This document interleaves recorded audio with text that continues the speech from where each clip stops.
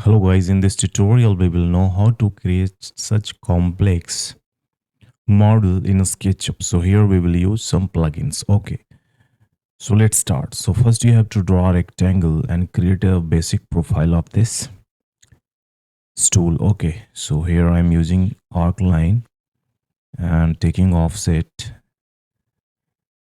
to create a profile. Okay, so you have to follow the same instruction, same settings.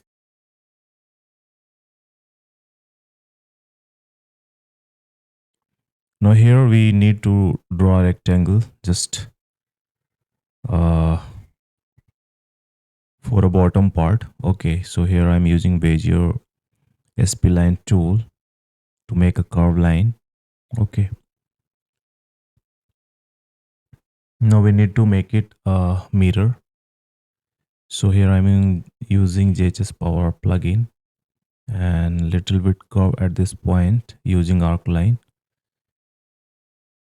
Okay guys, now what you'll have to do, you have to just connect a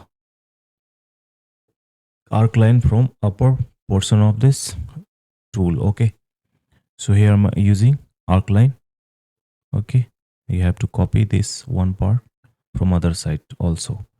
So just select entire arc line that will be connected, and you have to use curviloft plugins to create a skin. Okay, and for a thickness we will use a artisan tool, push pull tool. So here I'm just pressing shift to create a thickness, something like that. Okay, now we need a slicer tool to slice this model. So before that you have to save this model. Okay, now just select the model, click over here, follow the same setting that I am using here. Okay, then click on OK buttons. That's it. Now this kind of tool are created very easily using some few plugins that is paid, and you can download through the link in the description, guys. So if you really like this tutorial, my videos, please share, subscribe, and you can follow me on my Facebook also. Thanks for watching. See you next tutorial, guys. Have fun.